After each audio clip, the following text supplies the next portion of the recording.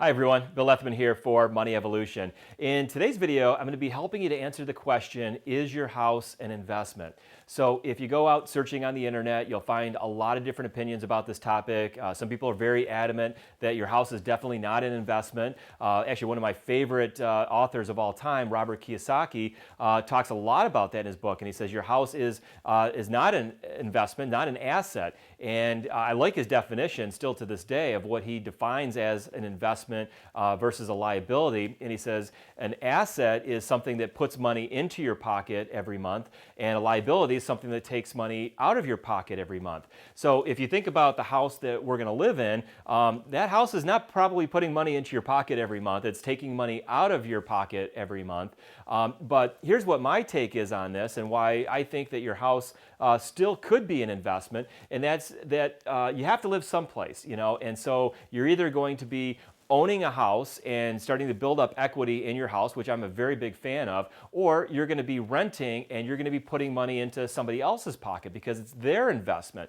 So that's what we're going to talk about here in today's video. And I've been actually making a couple videos about real estate investing here lately, just because your housing purchase is going to be probably the biggest single purchase that you're ever going to make in your lifetime. And whether you're going out and looking for a house for the very first time, or you're upgrading houses or downgrading houses, there's definitely some rules that you should follow. In fact, that was actually the last video that I just finished recording here, where I talk about some home buying rules, and we'll put a link right below the video here today so you can go check that out. We've also got some great resources over on the Money Evolution Resource Center, where you can download some PDFs and get some access to some additional videos and things like that. So if you haven't already been over there, kind of a plug there, check that out as well. But here today, I want to talk about how you can think about your house as an investment, even if it's the house that you live in. So we're going to assume that you've already watched that other video. We're going to assume that you're following some of those home buying rules. But here's a couple things to think about as you're making that house purchase. Number one is, could you rent that house out and make money on it with the purchase price that you're making? And I think especially if you're starting out and you're buying that house for the very first time, one of the things that I think you can do, kind of a little bit of a house hack type of a thing, is if you make that first housing purchase something that could definitely fit the demographic of a future rental property. So think about it this way. You get into that house, you make the purchase, you put your down payment down, and then instead of selling that house like most people do and taking that equity and going and buying a bigger house, you take the equity out of that house and you use that to buy a new house that you're going to go move into, but you keep that existing house and you look at it as a rental property, and we'll probably make some other videos about rental properties as well. In fact, I did one here too, not too long ago, where I talk about stock market investing versus real estate investing, and I start talking about the different ways that you can make money with investment properties, but we'll take some deeper dives eventually on crunching some of the numbers on real estate. But you want to look at that and say, could you rent it? And just as a rule of thumb, here's what I like to do. So if you're going to buy a house for $200,000, and this is something very easily, as you're making that purchase, just to keep in the back of your mind, and your real estate agent can not only obviously give you the comps for what the other houses in that neighborhood are worth, but they can also give you the rental comps. So as a rule of thumb, I like to focus on, if I'm going to buy this as a rental property, I want to see that I can get at least 1% of that purchase price out on a monthly basis for a gross rent number. So 1% of 200,000 is $2,000 a month. So you can very easily go into that house and know that, hey, if I'm going to pay $200,000 for this house and the rental market supports at least $2,000 of rent, that's something maybe a couple of years down the road I can sell, or I can rent that house out as opposed to selling the house. So number one is, could you rent that house out and make money on it from a cash flow standpoint if you were to do that right now today?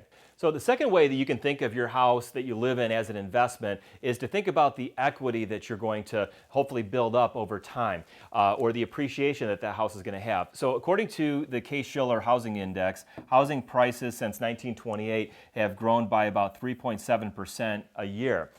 So what that means, if we just do some simple math on that, even just using what we've talked about before, the rule of 72, that tells us that housing prices are going to double about once every 20 years or so. So it is a long-term capital appreciation thing. Now, with that said, it does stand to reason that some time periods are going to grow faster than 3.7%, and some time periods are going to grow slower than that. In fact, going back to 2008, especially depending on the area that you lived in, some housing markets saw some pretty drastic declines. So, we want to make a good, smart housing decision, but it doesn't completely eliminate the risk that we could lose money. The one good thing, as long as we've bought a house that's affordable, it's in our price range, and we've used some of these rules that we talk about in the other video as we're making that purchase and don't overpay, as long as we can still make that payment, we should still hopefully be okay, because we're still making the payment, and eventually, hopefully, the housing prices go up. It may take some time, but eventually housing prices go up. So the way we can look at this as an investment is at the time of purchase. And I talked a lot about that, looking at price per square foot and looking at maybe the rehab that you might need to put into a house. But in particular, if you find what I sometimes call like an ugly house, something that maybe has very good bones, but has maybe that green shag carpeting that's still left over from the 70s and has yellow paint on the walls and flowered wallpaper in the kitchen and all of those weird things that you see when you go into a house. Most people walk into a house like that and they just walk right back out and say, this is awful, I don't want to spend the time or the money to fix this house up. And because of that, because that house doesn't have that appeal to many buyers, and many buyers can't get over that fact that it's got that green carpeting and it's got the floral wallpaper, those houses tend to be a little bit cheaper. And so if you look at it, you did your price per square foot, maybe you've determined that houses in a particular neighborhood that you're looking at would normally sell for $300,000 if they were in perfect shape. But maybe you have a house that's listed for $250,000 and it needs some work. And maybe it's been sitting on the market for a while. That's another way that you can come into this and maybe find something that's a little bit more of a deal, maybe a seller that's getting a little bit more desperate if that house has been on the market for a longer time. And that's something your realtor can help you out with. They can look at days on the market. And so you might say, hey, there's a $50,000 gap there. Maybe you come in and you determine that maybe the house needs $25,000 worth of work. So you could come into that house, buy it for $250,000, maybe put $25,000 of work, and you think it's going to be pretty close to that same quality of house that would normally be selling for $300,000. Maybe even come in here because you think that seller's a little bit desperate, it's been sitting on the market, you negotiate a little bit, and maybe you come in and you say, hey, I'll give you $225,000 for that house. And now your potential equity that you're going to maybe have almost from the get-go is not $25,000, but maybe $50,000. And again, that's maybe extreme, but you get the idea, I hope, that you can find deals with real estate because it's not as efficient of a market as things like the stock market, where you've got thousands and thousands of people bidding on the price of something every single day. In fact, every single minute of the day, houses tend to be a lot less efficient in terms of the purchase of those. Now, here's the really nice thing about this, so we talked about, maybe getting that equity in the house, and let's say you bought this house and you made $25,000 equity in there, and we're not even going to count the potential increase, hopefully, if that house went from $300,000 maybe to $310,000 over a couple of years, or $305,000, but you've got that $25,000 worth of equity in there. Maybe you've got your original down payment in there as well. You can pull that $25,000 equity out and use that potentially to buy that next house that you're going to live in and then rent that house out. If you decided, hey, we just want to cash out of this house, the IRS has a very nice rule for people selling their primary home. If you're single, you can have up to a $250,000 capital gain and pay 0% taxes on that. So it's a phenomenal deal. It's probably one of the best aspects of the tax code, one of the biggest benefits. If you're a married couple, that number's double to $500,000. So this is something that, especially, and you think about somebody that may be very handy, that likes to do the work, maybe likes to I guess nobody likes stripping wallpaper probably, but if you're handy that way and you don't mind stripping wallpaper and painting walls and maybe knocking a wall down and doing some plaster and things like that, you could put some sweat equity into this, and it could be a way for you to, to gain some additional wealth, So maybe that's a $25,000 bill to get that house up to where it needs to be. But maybe if you do the work, maybe you could do some of that work and save $5,000. So you think of it like, a lot of people talk about side hustles and things like that. So if you do some of the work and you save $5,000 because you were the one that spent the Saturday painting the kitchen and stripping all that wallpaper off, that's going to go right into your pocket at the time that you sell.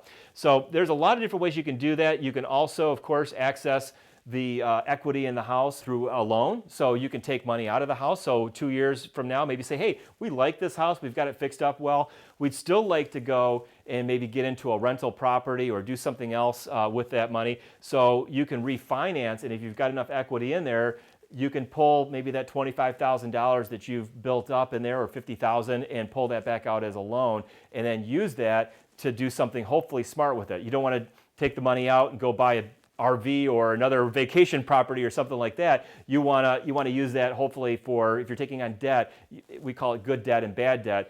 Good debt is defined as something that's going to hopefully help put money back in your pocket, and bad debt is something that just becomes another expense. So if you take the $50,000 out and go buy a big RV, well, you don't have that $50,000, you've got a payment now, and you've also got the expense of maintaining an RV on top of that. Whereas if you use the $50,000 to go buy a rental property that's maybe going to cash flow a couple $100 a month and hopefully get some appreciation with that and kind of repeat this process over and over again, that's what we sometimes refer to as good debt. In fact, Robert Kiyosaki talks about that a lot in his book. And if you haven't checked that book out, it's a great book. I think one of these videos I'll probably do a little book review, but the original book is Rich Dad, Poor Dad, but he has, I think, about 7 or 8 or maybe, who knows, 12 books now in the series. I've read pretty much all of those, I think. I was really a big fan of his when he first came out, and lots of good ideas and information. And actually just a lot of different ways of thinking about things. And I think that's one of the hopeful things that you're getting out of these videos, is just kind of opening your eyes up to, hey, I don't have to follow some of that conventional wisdom. There's other ways to do this than maybe the way that even your parents did things, or the way your friends are doing things, where they're buying this starter house and maybe they're doing it with little down, and then the house appreciates a little bit, they cash that house in, they go buy a bigger house, and then they start having kids, and then they just take on more debt, and they never really get financially ahead. But if you kind of start this out early, you can really set yourself up for hopefully a good financial future. So anyway, I hope you got some good information out of this video. I hope this all kind of makes sense. Again, check out the Resource Center. Money Evolution will have a link there in the description for that. And I will see you back in our next video. And don't forget to hit subscribe, and we'll see you back soon. Thanks.